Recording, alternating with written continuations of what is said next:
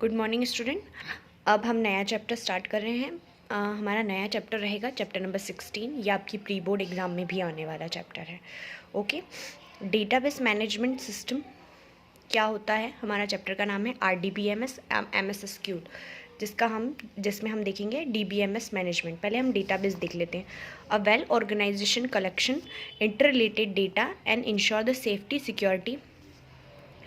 ऐसा कलेक्शन जो डेटा का जो बहुत अच्छे तरीके से ऑर्गेनाइज किया गया हो, जिसमें हम एक दूसरे की हेल्प एक दूसरे में इंटरकनेक्शन कर सकते हैं, मतलब एक का डेटा दूसरे में डाल सकते हैं।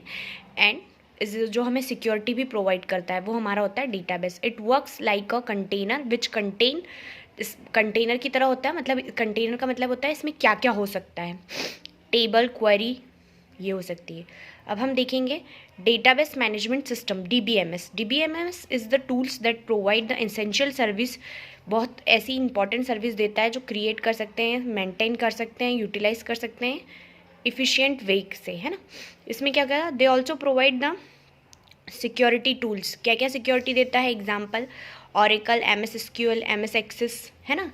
ये सारी सिक्योरिटी हमें प्रोवाइड करता है DBMS। अब हम एडवांटेज देख लेते हैं। The most important things is this chapter. DBMS का एडवांटेज कौन कौन से होते हैं? Database reduce the redundancy, database control the inconsistency, database facility sharing of data, database ensure security और मेंटेन इंटीग्रिटी, है ना। पहले रिडंडेंसी का देख लेते हैं। Database remove the duplicate of data because data are the kept one place and all the application refer to maintain. अगर एक चीज़ हमने स्टोर की है तो उसका डेटाबेस में क्या होता है, उसकी डुप्लीकेट आ जाती है, मतलब उसकी कॉपी आ जाती है। अब कॉपी आ जाती है तो इससे क्या होता है कि स्पेस ज़्यादा लगती है, तो रिडंडेंसी क्या करती है, उस डुप्लीकेट को रिमूव करती है, हटाती है। अब हम देखेंगे control consistency. When two copies of the same data do not agree to each other then it's called the consistency. By controlling redundancy the consistency is also control. क्या होता है, जब दो कॉपी डेटा की सेम हो तो वो each other में, मतलब दोनों कॉपी सेम रहती है तो सेम कॉपियाँ आपस में कनेक्ट नहीं होगी, ऑब्वियस सी बात है। तो इसी को हम कंसिस्टेंसी बोलते हैं। अब डेटाबेस फैसिलिटी शेयरिंग डेटा क्या होता है, शेयर करती है ये अमंग यूज़र को, सेवरल यूज़र्स को, है ना। इंश्योर सिक्योरिटी क्या होता है, डू आर प्रोटेक्ट अगेंस्ट कोई भी इसमें एरर आ रही है उससे ये सिक्योर रहती, कोई एरर नहीं आने देती। इंटीग्रिटी क्या होता है, maintain rule to ensure that validity of the correctness, ये बहुत अच्छे से सही रिजल्ट देती है, शुद्ध रिजल्ट देती है। स्ट्रक्चर क्वेरी देख लेते हैं। डेटाबेस में क्वेरी लैंग्वेज है ये। DDL क्या होता है, अब ये क्या होता है, DDL द कमांड होती है ये एक सर्टेन, जिसमें हम कौन कौन सी कमांड आती है, क्रिएट, अल्टर। DML में कौन सी आती है, सिलेक्ट, इंसर्ट। और TCL में क्या आती है, कमिट, रोल बैक। ये जो सारे फॉर्म्स है ये SQL के फॉर्म्स है, ये ध्यान रखना। SQL के टाइप से आपको ये DDL, DML, TCL, और इसमें ये ध्यान रखना है कि इसमें कौन कौन सी कमांड यूज़ की जाती है। कमिट, रोल बैक, ये सब हमारी कमांड्स होती है, ठीक है। डेटा डिक्शनरी क्या होता है, store to table generally. Data model organise किया जाता है डेटाबेस में। अब हम डेटा मॉडल देख लेते हैं।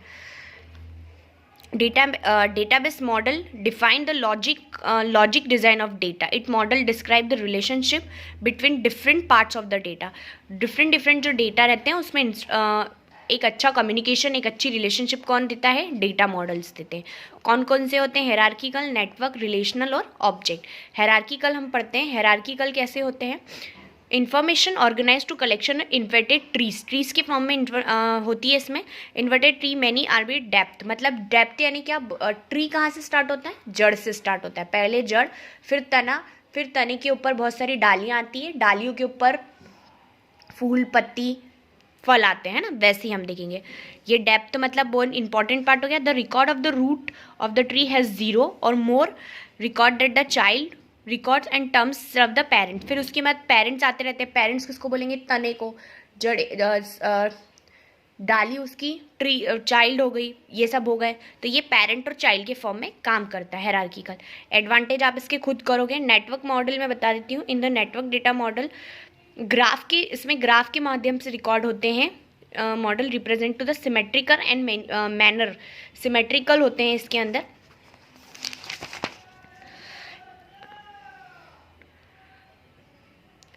डिस्टिंक्शन होता है इसमें पेरेंट और चाइल्ड का network model is more flexible than the hierarchy, बहुत अच्छा होता है ये हायरार्किकल से, ये आपको ध्यान रखना है बेटा। ये मॉडल्स आपको आना चाहिए, मोस्ट इंपॉर्टेंट है, एडवांटेज आप खुद करोगे, बहुत ईजी है, कोई प्रॉब्लम नहीं है इसमें।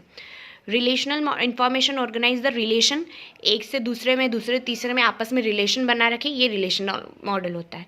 ऑब्जेक्ट ओरिएंटेड डेटा मॉडल क्या होता है? Object oriented data model information organise to the graph of a object, एक ऑब्जेक्ट का ग्राफ होता है, where each object number attribute, बहुत सारे एट्रीब्यूट्स होते हैं, सिंपल कॉम्प्लेक्स वैल्यू सब कुछ होता है इसके अंदर मेथड्स में।